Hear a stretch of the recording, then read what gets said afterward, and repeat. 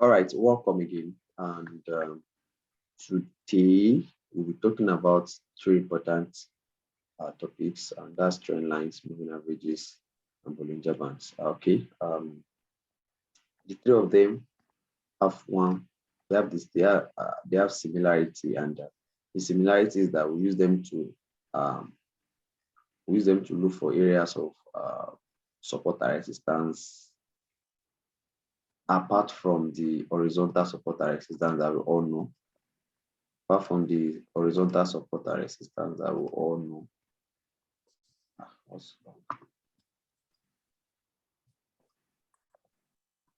The support and resistance that we know, something like this. There are also other support and resistance that are not like that. We call this one horizontal support and resistance. So we have another concept of support and resistance, which is vertical or diagonal support and resistance. Vertical support and resistance. We have vertical support and resistance, and we also have what we call dynamic support and resistance. So these are the ones that we use trend lines and moving averages for. These are the ones we use trend lines and moving averages for. So let's talk about the vertical first. Now for the vertical, it is formed by connecting two lows together or two highs together. For example, let's say price is going this way. Where is this part? Okay, let's say price going like this. This is how price goes. I already said it, that it cannot go in one direction just like that. It has to be going in zigzag form like that. So now, all right, if you connect two lows together in this process, for example, something like this, then you get a trend line. That is a trend line.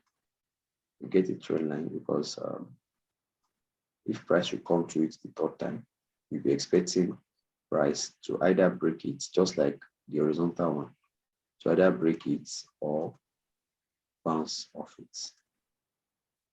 But you need this one to touch before you draw the line towards it. And on the other hand, if the price is going down, something like this, if the price is going down, something like this. If the price is going down, also, you can draw it like that. You have something like this also. Just connect these two highs together. Can you see? So if price should come to it the third time, then you'll be expecting either a break or a bounce. So since it has this characteristics of support and resistance, we also call it support and resistance. Now the thing is, if price is going like in this direction, as we're having it here, price is going up, and you have the first bottom low here, then you have a higher low here. Now when the price come back to it, now this is like preventing the price from falling. So that makes it a support. But if it was drawn, for example, from this end and it's preventing the price from going up, then that makes it support. So we also have support trend line and resistance trend line. So that means this is this one here is the support trend line. Why this one is the resistance trend line? Because each time price price go down, price cannot continue going up, goes down. So that makes it what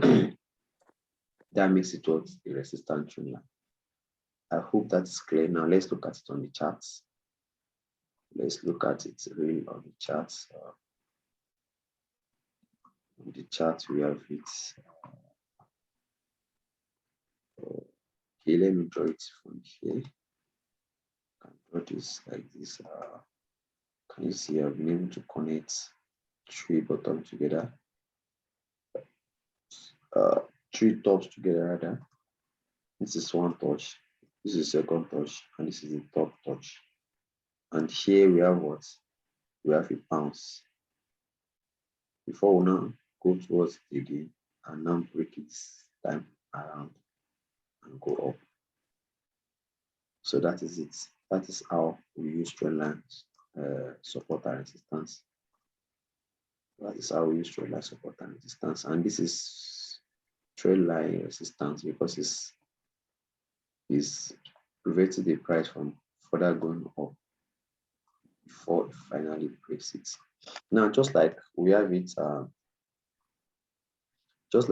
under horizontal support and resistance, when price come back to it, it can serve as a support. Now, this has been a resistance. When price should hit it again, there's probability that it can now serve as support and it can still break it again. That is how that is. And let's look for a place where we have trend line as support. Okay, we have one here. Okay, we have one here. Look at this. Can you see? So that trend line is acting as support. So all you have to do is just to look for.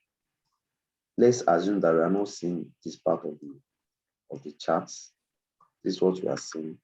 So you just have to connect two together. 1, 2. Connect it together like this. And you wait for price to come to it.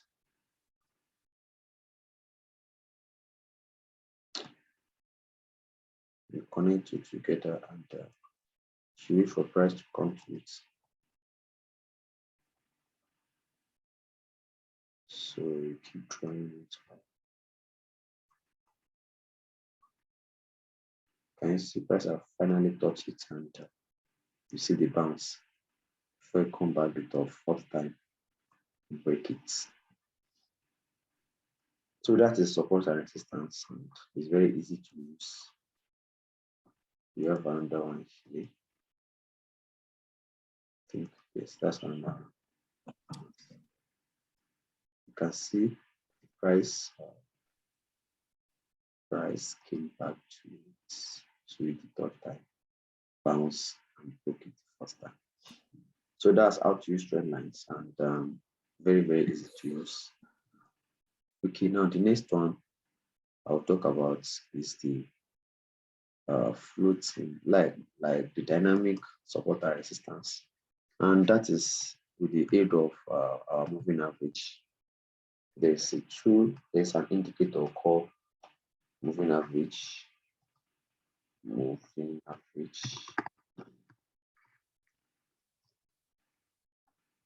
It's an indicator called moving average. That's what we use for our support, dynamic support and resistance. That's what we use for it. And I will show you. To add it on your chart, you have to come to this part of the chart. You have to come to this part of the chart, this place you're seeing here. So that's where you had it from. So just click on that place. Just click on it. After that, you search for EMA. That's it here, moving average exponential. So you click on it. After doing that, it's going to show here. Look at it here. Let me remove all these ones.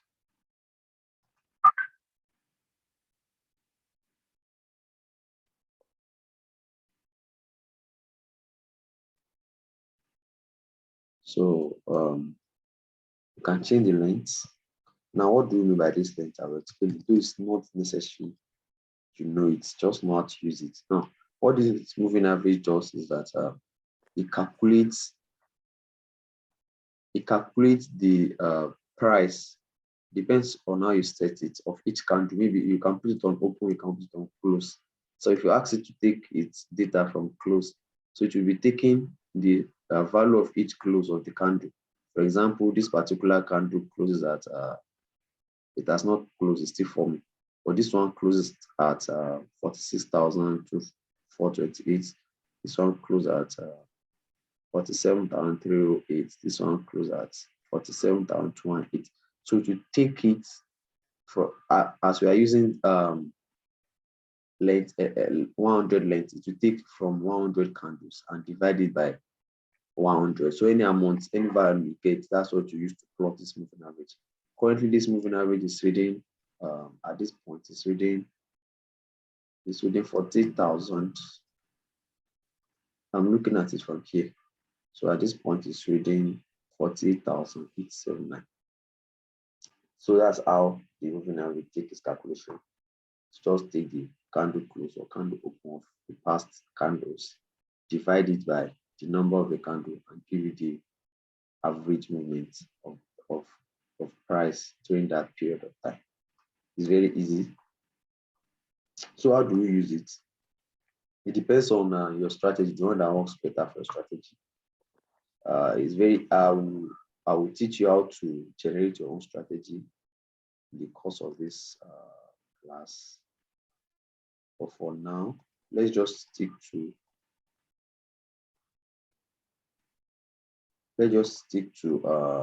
200 first. Let's use moving average 200.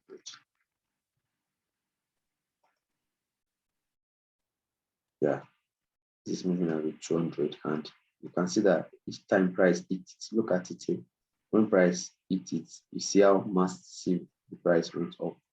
Then when price broke it here, you see price gets going down since it has broken it on December 21, 21st. It has been going down. Look at it here. When the price hit it, serving as support here, resistance here. Price hit it again, they went down. This is, you fake it out. There's something called fake out. When it will deceive you as if it has broken, but it's fake out. Some people call it deviation. That's what we have there. So this is another deviation here. Then we have this consolidation in this point. Bounce, bounce. So that is how to use moving average. You cannot use moving average alone. If you use moving average alone, you are going to wreck. No doubt about it, because indicators are not accurate. You cannot use them alone. So if you're using this indicator moving average, you have to combine it with other tools, which we'll be talking about because of this class. So you can change this length depends on your strategy. So if you change it to be smaller to the candle, it will be closer to the candles, to not be as far as it used to be, because you are not taking less numbers, so to be close to the current price. As you can see, we still have some bounce here. So you can see we still have them there. Okay, now another thing you can use this moving average for is to define your trend. I don't use it to define trend. By me looking at the chart, I can define trend, and I will tell you how to do that. But as a beginner, you can use it to define trend. And whenever you see the candles above the moving average, simply state that the price is on an uptrend, is uptrending. Then immediately, if you start seeing the candles below the moving average, it's telling you that the price is now downtrending. So that's about moving averages. Then you can use this moving average effectively to trade your spots. I will show you how to do it with time, but this class is just for you to know how to use all these tools. I'll show you how to use them later, which is the major important thing.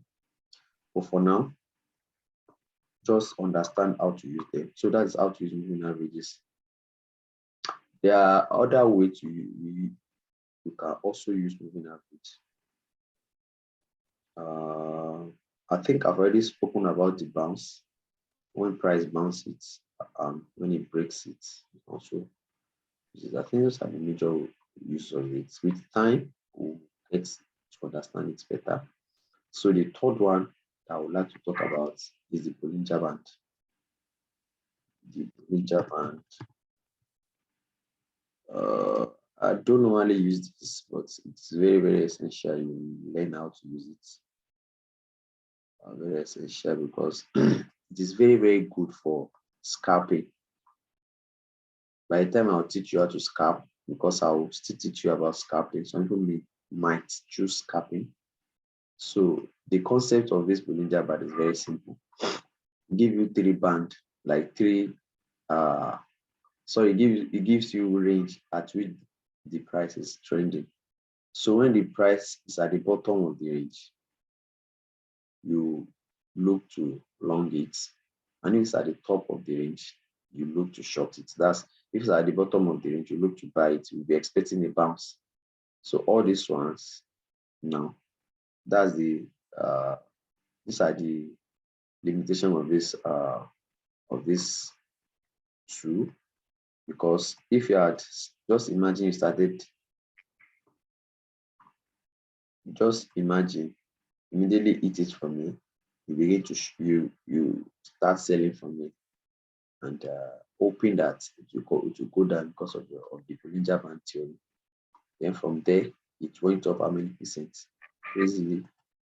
Crazy percent.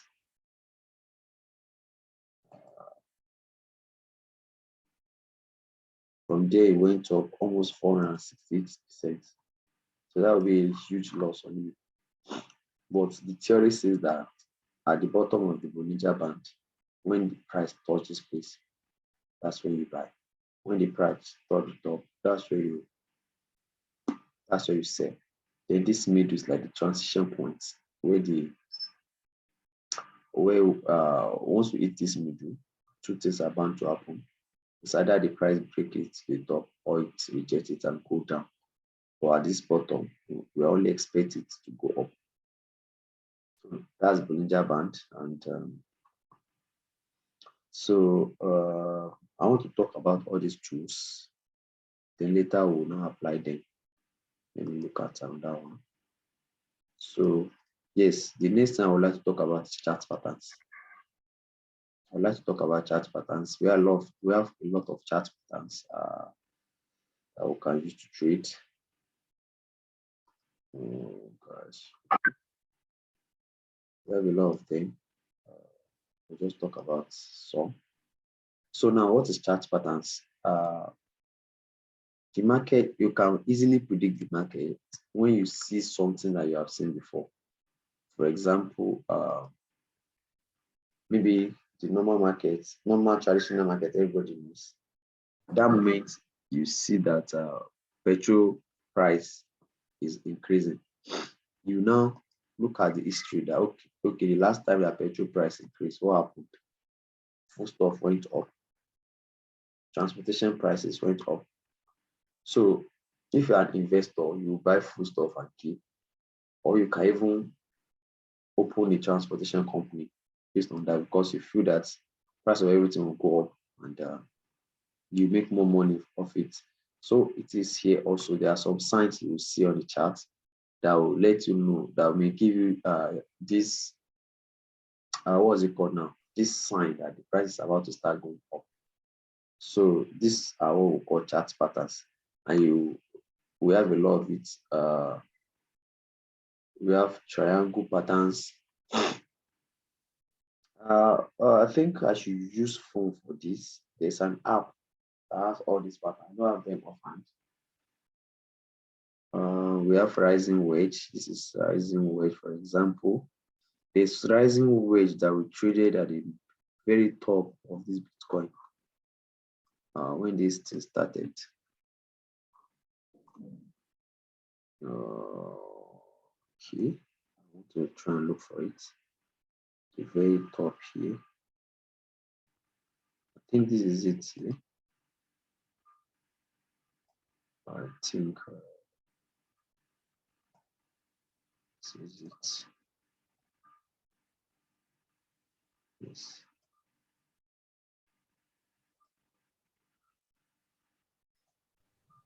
This is rising wedge.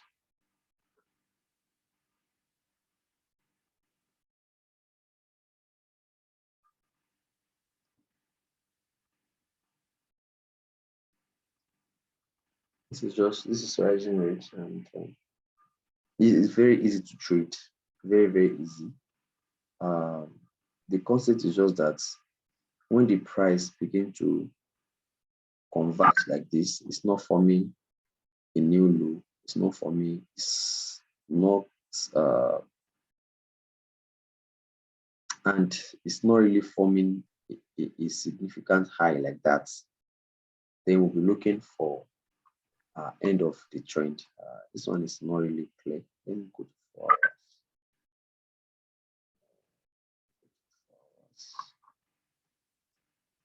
I think it's clear on 4 hours.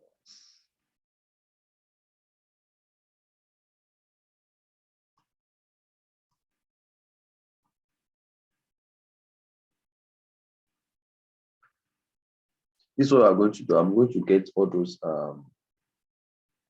chart patterns ready in our next class.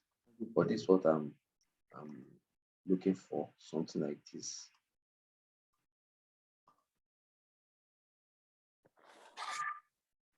You have something like this.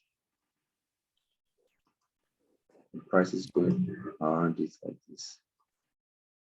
So you'll be expecting it to break and come down. Let's just stop here for now. Okay. Let's stop here. So tomorrow I will complete the chart pattern so that we can start the next set of topics. Okay. G tools, candlestick tools. That will be the next topic. Chart patterns, candlestick, Fibonacci tools, and maybe channels. Yeah. Okay, sir. So these are the ones we'll do and we'll see next. So after that, we'll go to strategies for trading sports so that you can start trading sports already. Sport is not problematic much like that, like futures. So even with little knowledge, you can trade it. These futures are needs high level of precision and accuracy. Yeah. Yes. I believe. Do you have a question at all? No, not at all. I used to be familiar with everything, so that's why Yes, I'm just following along. Yeah. Let me just stop.